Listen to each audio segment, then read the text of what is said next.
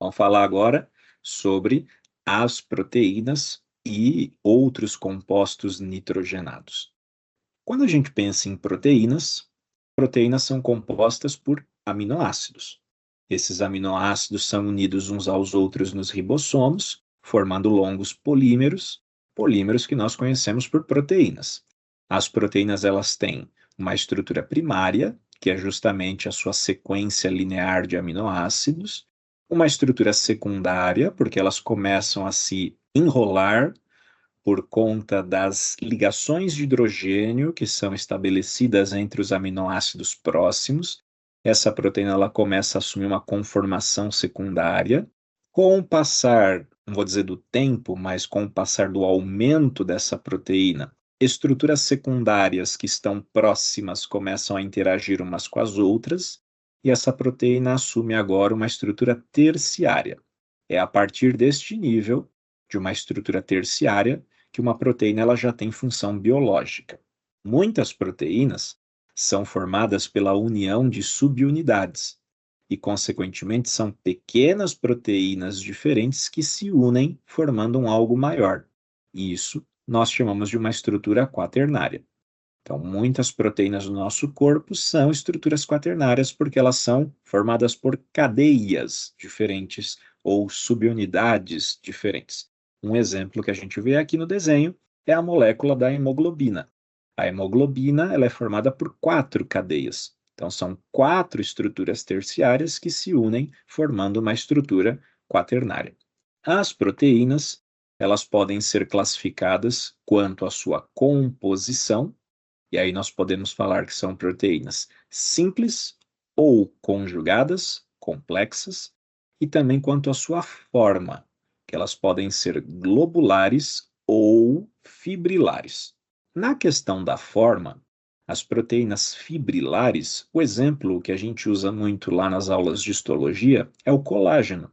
O colágeno, ele é uma proteína fibrilar. Ele tem cadeias que se entrelaçam umas às outras, formando uma estrutura fibrilar. A hemoglobina, por outro lado, é uma proteína globular, que muda só é a tridimensionalidade. Quanto à forma, a gente pode classificar as proteínas como fibrilares ou globulares. Agora, quanto à composição, elas podem ser simples, quando a sua constituição química é devida apenas aos aminoácidos que fazem parte das proteínas. Nós também usamos o termo holoproteína. Ou existem proteínas que são conjugadas, quer dizer, além do componente proteico, tem algo mais que vai se associar a essas proteínas. Um exemplo, na hemoglobina, nós temos o grupo M, 4 cadeias de globinas associadas, cada uma a um grupo M. Esse grupo M é chamado de um grupo prostético. Ele é um grupo que ele não é naturalmente proteico, mas ele participa da composição da proteína, associando-se a ela. Então, isso é uma proteína conjugada ou uma proteína complexa. Proteínas são digeridas a partir da nossa dieta, especialmente a partir da ação da pepsina gástrica, mas também pela ação da tripsina pancreática, lá no nosso duodeno, quando ocorre a liberação do suco pancreático. Então, ela tem que ser degradada até o nível de aminoácidos. Por quê? Porque a absorção intestinal, ela acontece no nível de aminoácidos. Podemos absorver algo maior do que um aminoácido? Até podemos. Então, existe sim o transporte de dipeptídeos e tripeptídeos. Então, dipeptídeos seriam 2 aminoácidos unidos ainda por ligação peptídica, e tripeptídeos seriam 3 aminoácidos unidos por ligação peptídica. Mas, independentemente, a partir do momento que foi internalizado, dentro do enterócito, vai ser quebrado até o nível de aminoácidos. Proteínas, elas são fragmentadas durante o processo de digestão até o nível de aminoácidos, dipeptídeos ou tripeptídeos, sendo então absorvidos e degradados até o nível de aminoácidos, caso não tenham sido até então. O que vai ser liberado do enterócito para a corrente sanguínea são apenas aminoácidos livres. Então, essas nossas proteínas da dieta passaram pelo processo de digestão, resultando num pool, num conjunto de aminoácidos. Estes aminoácidos ofertados para a corrente sanguínea serão utilizados para a biossíntese das nossas próprias proteínas. Nós não estocamos aminoácidos. Olha uma diferença em relação a carboidratos e lipídios. Nós precisamos continuamente consumir aminoácidos, consumir proteínas que viram aminoácidos a partir da nossa dieta. Essas nossas proteínas endógenas também podem ser quebradas, e ao serem quebradas resultam em aminoácidos que são utilizados pelo nosso organismo. Agora, quando a gente degrada um aminoácido, nós temos aqui dois componentes importantes para chamar a atenção. Um deles é o nitrogênio. O nitrogênio do grupamento amino é tóxico, então a gente precisa dar um jeito de excretar adequadamente. Como nós somos mamíferos, a nossa excreção ela vai se dar na forma de ureia. E o restante do aminoácido, que é a sua cadeia carbônica, pode ser utilizado, entre outras coisas, para o metabolismo energético. Existem outros compostos nitrogenados do metabolismo que não são proteicos. Por exemplo, as bases nitrogenadas. Bases nitrogenadas estão presentes na composição dos nucleotídeos. As porfirinas. A porfirina mais importante para nós é justamente o grupo M. A creatina é um outro composto nitrogenado não proteico também importante. Todos eles, ao serem processados, resultam num problema, que é o nitrogênio. E como que a gente faz para excretar o excesso de nitrogênio? Predominantemente na forma de ureia. Vamos chamar a atenção desses compostos nitrogenados não proteicos que a gente falou mais ao fim. As porfirinas, as bases nitrogenadas, a creatina. Começando pelas bases nitrogenadas, a gente pode dividir as bases nitrogenadas em dois tipos. As bases nitrogenadas que são púricas e pirimídicas. Elas recebem esse nome, bases nitrogenadas, por conta do seu caráter alcalino, e nitrogenadas, porque elas têm nitrogênio na sua composição. As bases pirimídicas são aquelas que têm apenas um anel de 6 elementos na sua constituição. Já as bases púricas são aquelas que têm 2 anéis na sua composição. Quais são as bases nitrogenadas pirimídicas, que só têm um anel? Então, nós temos a citosina, a timina e a uracila. Já as que têm 2 anéis são as purinas. Nós temos a adenina e a guanina. Quando a gente faz a degradação dessas bases nitrogenadas, especialmente das bases púricas, esses nitrogênios presentes nas estruturas dos anéis serão transformados em compostos que nós chamamos de ácido úrico. Então, o ácido úrico é um outro excreta nitrogenado que a gente produz também, só que em menor proporção. Se você fosse uma ave, você produziria uma grande quantidade de ácido úrico. O metabolismo, a degradação das bases nitrogenadas, resulta na produção de ácido úrico. Porfirinas tem como característica a presença de 4 anéis, que são chamados anéis pirrólicos, ou anéis do tipo pirrol, que são ligados entre si por pontes de radicais metil, ou pontes metínicas. Isso aqui é a representação desses anéis pirrólicos. Se a gente juntar 4 deles, forma essa estrutura aqui, que é característica, por exemplo, do grupo M da hemoglobina. O M é o principal representante das porfirinas, não é o único. Muitos pigmentos, como citocromos, também têm esses anéis porfirínicos. Grande importância é que eles podem se associar a metais. Então, a gente pode conjugar um metal aqui no centro. E esse metal pode ter um papel de transporte importante. No caso do nosso grupo M, ali no centro desse anelzinho, a gente gruda um ferro. E aí o ferro é ele quem vai coordenar a ligação com o oxigênio. Por isso que a gente fala que a hemoglobina, que tem o grupo M, é um importante elemento carreador do oxigênio, ok? Creatina. Tem muita gente aí que faz exercício, que toma creatina, e aí vão lembrar que você produz creatina. Se por acaso você tem uma boa dieta, descansa de forma adequada entre um treino e outro, idealmente, você mesmo dá conta de produzir essa creatina. Onde que a creatina é produzida? Ela é produzida principalmente no fígado, mas não é exclusivamente um papel do fígado. Quer dizer, a maior parte é produzida pelo fígado, mas não é somente ele quem o faz. A creatina, ela é produzida a partir de 3 aminoácidos, que é a metionina, a arginina e a glicina. Ao produzir a creatina, aqui está a fórmula da creatina que nós vemos, o que acontece? A creatina ela vai ser liberada para a corrente sanguínea. O fígado faz, libera para a corrente sanguínea, e da corrente sanguínea ela é captada pelo músculo. No músculo, em condição de descanso, de repouso, essa creatina ela sofre uma fosforilação. Então, existe uma enzima chamada creatinoquinase, ela pega o fosfato de um ATP e transfere para a creatina, transformando ela na forma creatina-fosfato. A creatina-fosfato é uma reserva energética do músculo. Por quê? Quando começa a atividade física, o músculo ele vai começar a gastar ATP. A quantidade de ATP disponível no músculo, agora que o seu músculo tem, se você começar a fazer contração intensa, ela é capaz de sustentar essa contração por pouco tempo, cerca de 1 a 2 segundos. Mas, você fala, professor, tá louco? Eu consigo manter a contração por muito mais tempo do que 2 segundos. Claramente, porque você consegue regenerar o ATP de forma rápida. Essa creatina fosfato, que foi produzida durante o descanso, ela pode ser utilizada para fazer a reação no sentido contrário, doar este fosfato de volta para o ADP, transformando o ADP em ATP. Então, é uma forma de gerar ATP rapidamente no músculo quando o músculo estiver em alta atividade.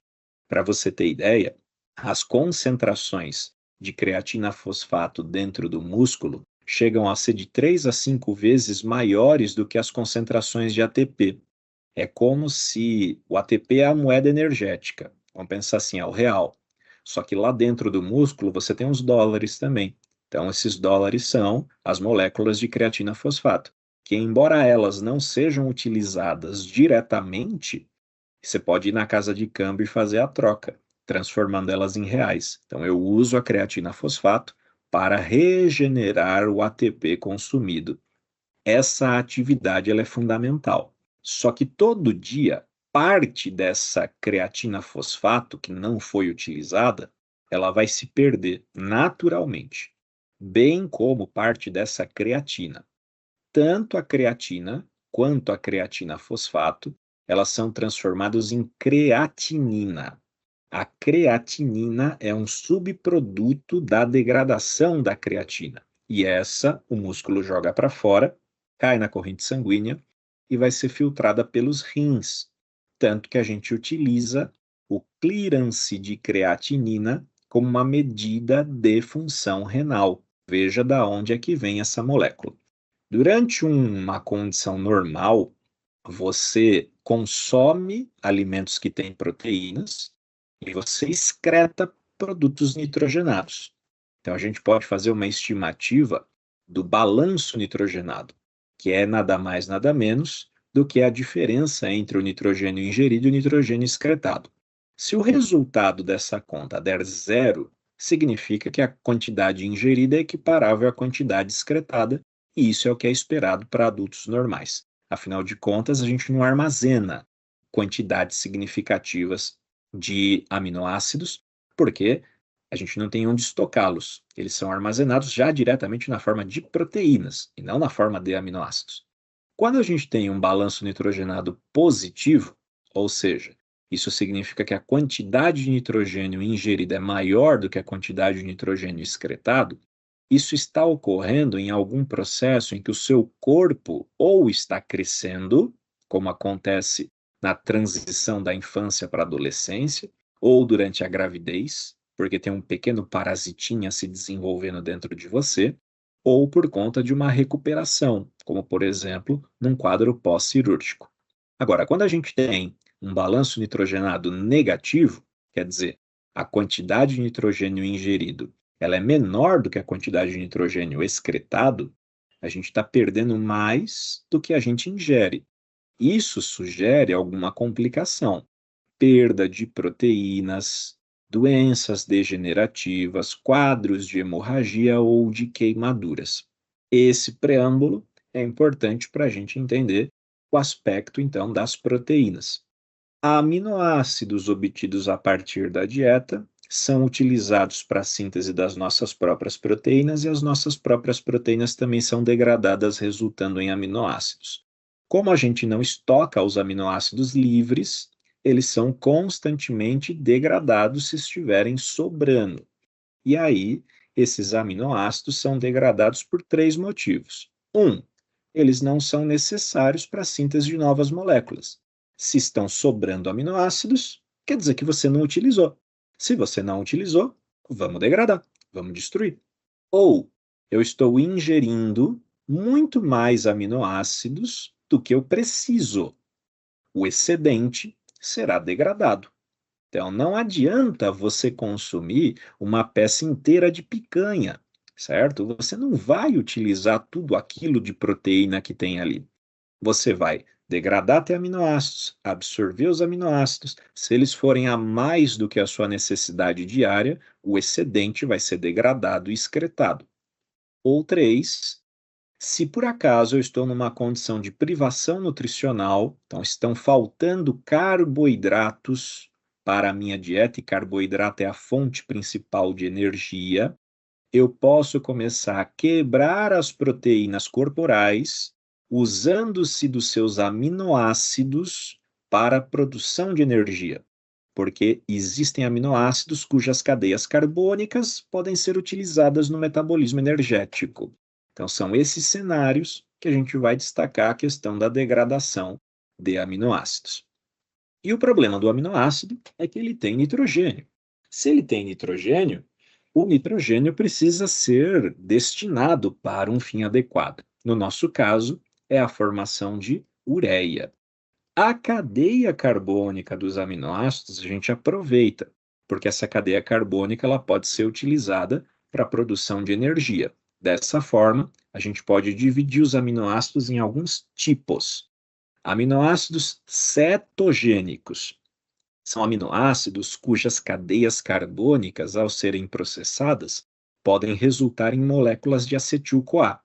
Aminoácidos glicogênicos são aminoácidos cujas cadeias carbônicas, ao serem processadas, podem ser utilizadas, entre outras coisas, para a produção de moléculas de glicose. Para a excreção, o que é importante a gente destacar?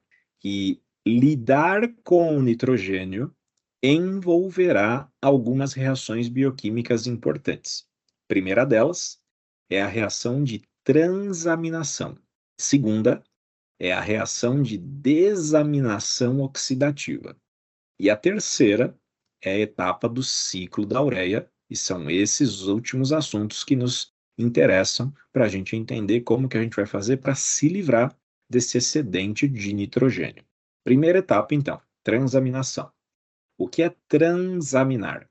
Transaminar envolve transferir o nitrogênio, no caso, na forma do grupo amino, de um aminoácido para um receptor ou aceptor.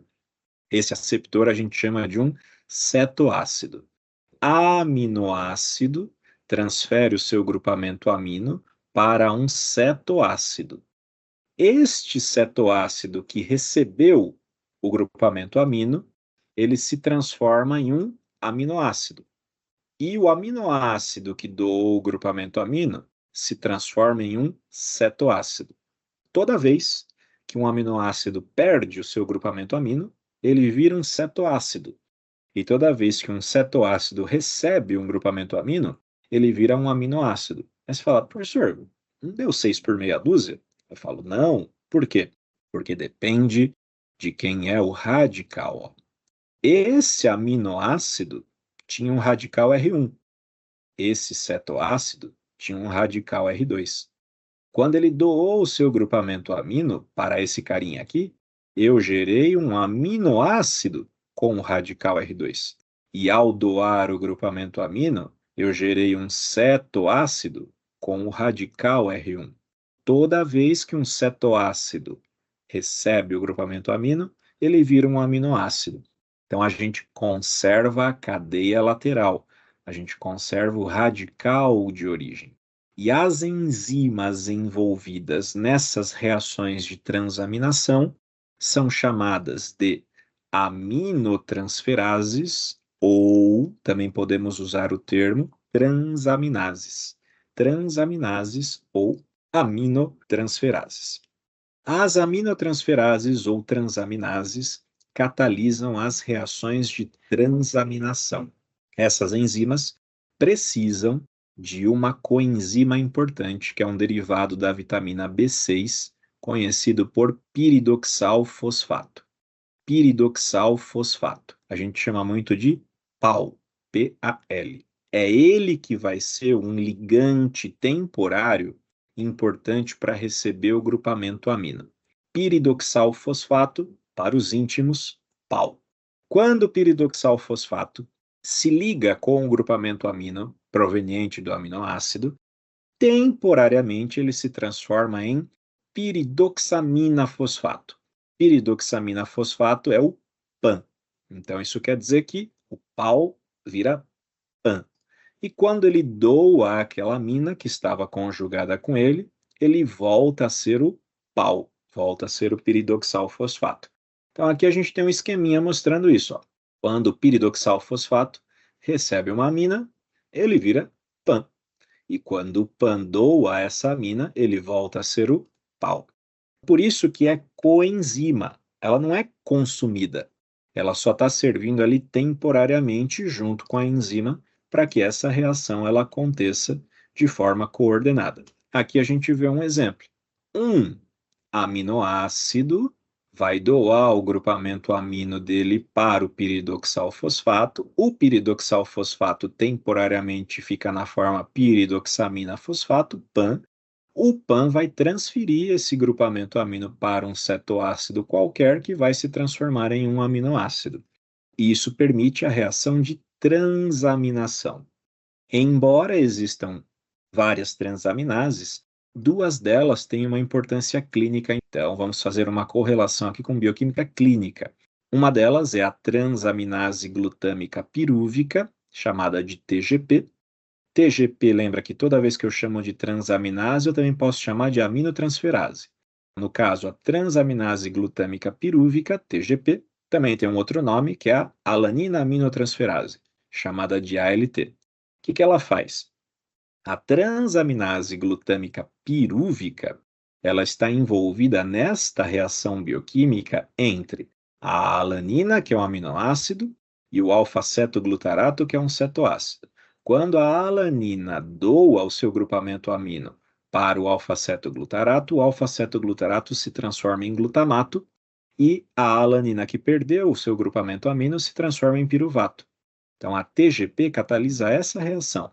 Já outra enzima importante é a transaminase glutâmica oxalacética, conhecida por TGO, também chamada de aspartato aminotransferase, conhecida por AST.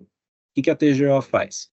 Ela catalisa esta reação entre o aminoácido aspartato, que ao doar o seu grupamento amino para o alfa-cetoglutarato se transforma em glutamato, e quando perde o grupamento amino, o aspartato se transforma em oxaloacetato.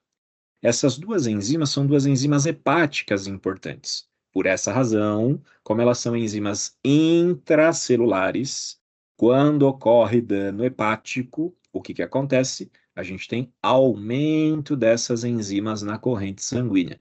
Elas são dois marcadores importantes de função hepática, porque quando os níveis dessas enzimas sobem muito na corrente sanguínea, isso é sugestivo de lesões hepáticas que podem ser de várias causas possíveis. Guarde esses nomes, que são nomes importantes que vocês verão nas suas correlações clínicas e ao interpretar exames clínicos futuramente. Transaminação, portanto, envolve um mecanismo de doação, de troca de radicais aminos, que permite produzir os mais diferentes tipos de aminoácidos. E aí, do ponto de vista alimentar, a gente pode chamar alguns aminoácidos de essenciais. Os aminoácidos essenciais são aqueles que a gente precisa ter na dieta. Por quê? Porque a partir dos essenciais, a gente pode produzir os não essenciais, através destas reações de transaminação. Então, não preciso ter todos os 20 tipos de aminoácidos na minha dieta, porque tendo apenas os essenciais, eu consigo produzir os não essenciais. Por que que alguns aminoácidos são considerados condicionalmente essenciais? Porque aí depende do momento da vida. Existem momentos em que a gente pode precisar mais ou menos de alguns aminoácidos. Então, essa é uma categoria que ela não aparece sempre nos livros. Mas aminoácido essencial e não essencial, esse é um termo que a gente escuta falar bastante. A partir dos aminoácidos essenciais que a gente obtém da dieta, a gente pode fazer transaminação com cetoácidos, gerando os aminoácidos não essenciais e que são igualmente importantes no nosso metabolismo. Lembre-se que os cetoácidos mantêm aquela cadeia lateral que lhes são correspondentes. Do ponto de vista do metabolismo celular, agora a gente pode destacar 3 aminoácidos e cetoácidos correspondentes importantes. A alanina é o aminoácido e ela pode ser transformada no cetoácido piruvato e vice-versa. O cetoácido piruvato pode ser transformado no aminoácido alanina. O aminoácido aspartato pode ser transformado no cetoácido oxaloacetato. E o oxaloacetato, ao receber um grupamento amino, pode ser transformado no aspartato. O glutamato, aminoácido, pode ser transformado no cetoácido alfa-cetoglutarato. E o alfa-cetoglutarato, ao receber um grupamento amino, pode ser transformado no glutamato. Todos os aminoácidos, essencialmente, participam de reações de transaminação, salvo alguns muito particulares, como é o caso da lisina, da treonina, da prolina e da hidroxiprolina, que são catabolizados por outras reações. Mas a maioria dos aminoácidos podem, assim, ser produzidos no organismo por meio destas reações de transaminação. Segundo ponto que a gente chamou a atenção do metabolismo do nitrogênio importante a partir dos aminoácidos são as reações de desaminação oxidativa. Numa desaminação, a gente vai perder uma amina. Ela vai sair do aminoácido na forma de amônia. E a amônia a gente tem que tomar cuidado, porque a amônia é muito tóxica. Quando um aminoácido perde a sua amina, ele se transforma em um cetoácido. As enzimas que vão fazer esse tipo de reação de desaminação oxidativa, elas são chamadas de desaminases ou desidrogenases. E em sendo desidrogenases, nós já vimos mais cedo que elas precisam de uma coenzima. No caso, a coenzima em questão é o NADP. Ok? Aqui a gente vê um exemplo, um aminoácido qualquer genérico, com um radical, ao perder o seu grupamento amino, e este amino saindo na forma livre de amônia, torna-se um cetoácido. Essa reação foi catalisada por uma desidrogenase, também chamada de desaminase, e demanda a atividade e a presença de uma coenzima, que é o NADP. O NADP no processo é transformado em NADPH. Vamos chamar a atenção, porque tecnicamente qualquer aminoácido pode sofrer desaminação, mas o que mais sofre desaminação no nosso organismo é o glutamato. O glutamato, ao sofrer a desaminação pela enzima glutamato desidrogenase, ele se transforma em alfa-cetoglutarato, que é o cetoácido correspondente, e amônia, a amônia tóxica, essa aqui a gente não pode deixar aumentar muito. A gente vai ter que dar um fim nessa amônia. E nisso entra em cena um ciclo importante, que é o ciclo da ureia. Então, esse é o gancho que conecta as reações em questão. Juntando os dois processos que nós vimos até o momento, as transaminações e as desaminações, se o aminoácido que mais sofre desaminação é o glutamato, qualquer aminoácido pode doar o seu grupamento amino para o alfa-cetoglutarato. E o alfa-cetoglutarato, então, ao receber esse grupamento amino por transaminação, transforma-se no glutamato. O glutamato é o aminoácido que mais sofre desaminação. Ao sofrer desaminação, libera a amônia. E o glutamato volta a ser alfa-cetoglutarato, podendo receber de qualquer outro aminoácido um grupamento amino novamente. Essa transaminação depende de enzimas transaminases que têm um derivado da vitamina B6, o piridoxal-fosfato, que temporariamente se transforma em piridoxamina. É o pau virando pan, ok? Veja que é uma forma que a gente consegue criar um ciclo de reações para produzir amônia. Só que a amônia é problema. A amônia é tóxica. Se a amônia é tóxica, significa que a gente precisa dar um fim nessa amônia. De que forma? Enfiando-a no ciclo da ureia. A gente vai transformar a amônia num outro composto que é menos tóxico. Bom, um contexto aqui para a gente destacar é que os aminoácidos eles podiam ser classificados em dois grupos, lembram? Os aminoácidos glicogênicos e os aminoácidos cetogênicos. Os aminoácidos cetogênicos são aqueles cujas cadeias carbônicas serão transformadas em moléculas de acetil-CoA. Então veja que a lisina e a leucina são dois aminoácidos que são transformados em moléculas de acetil-CoA. Esse acetil-CoA a gente já sabe que destino ele pode seguir. Pode entrar no ciclo de Krebs, por exemplo. Já os aminoácidos glicogênicos são aqueles cujas cadeias carbônicas podem resultar em intermediários que podem, de alguma forma, ser utilizados para a síntese de glicose. Vamos pegar o exemplo da alanina. A alanina pode ser transformada em piruvato, e o piruvato, por meio da gliconeogênese, pode ser utilizado para a produção de glicose, direto ou indiretamente. Lembra? Piruvato vira oxalacetato, oxalacetato é transformado em fosfenolpiruvato e dali para frente a gente sobe em direção à glicose. Existem aqueles aminoácidos que podem ser glicogênicos ou cetogênicos. Por quê? Porque os intermediários resultantes podem ser usados para um caminho ou para outro. Então, dos 20 aminoácidos que existem na composição das nossas proteínas, eles podem ser transformados em um de 6 intermediários diferentes. Ou eles são transformados em piruvato, ou são transformados em acetil-CoA, ou são transformados em oxalacetato, ou em alfa-cetoglutarato, ou em succinil-CoA, ou em fumarato. E aí olha que beleza. Oxalacetato, alfa-cetoglutarato, succinil-CoA e fumarato são todos intermediários do ciclo de Krebs. Daí lembre-se daquela importância que o ciclo de Krebs é um ciclo de preenchimento de reações bioquímicas. Muitas reações podem desembocar em intermediários do ciclo de Krebs, ou a gente pode deslocar intermediários do ciclo de Krebs para a formação de outros compostos do metabolismo. Vamos agora ao ciclo da ureia. Então, o ciclo da ureia ele vai acontecer parcialmente na matriz mitocondrial e parcialmente no citoplasma do fígado. Então, veja que, embora a ureia seja excretada pelos rins, ela não é produzida pelos rins, ela é produzida no fígado, certo? Então, do fígado, a ureia será lançada para a corrente sanguínea e excretada pelos rins.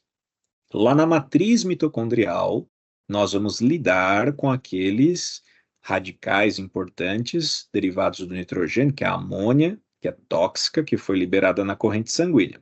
Então, vamos entender o que está acontecendo. Os íons amônio, a amônia NH3, o íon amônio NH4.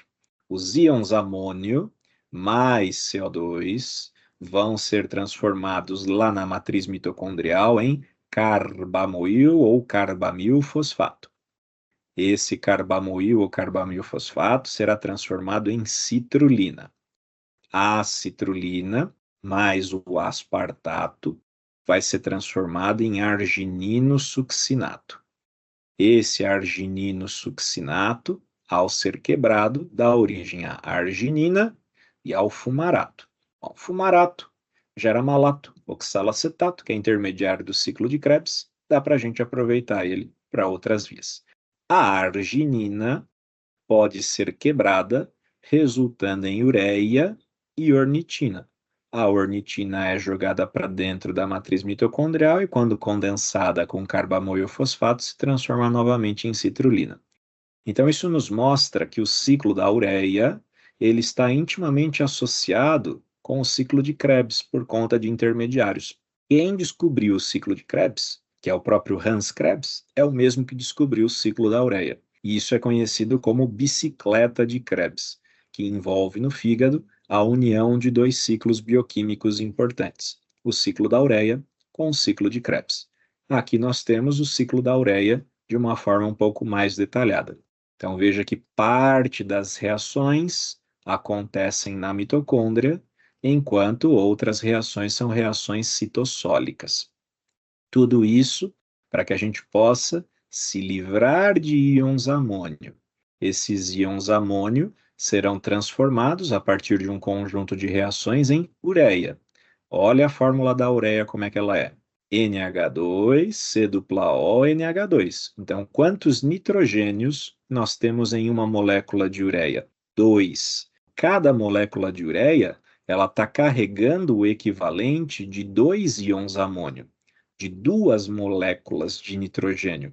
Então, é uma forma da gente conseguir excretar para fora do organismo de uma forma que consuma menos água, diferentemente da amônia, que é muito tóxica e precisaria de muita água para diluir, a ureia é menos tóxica. Então, ela leva embora do organismo uma quantidade menor de água.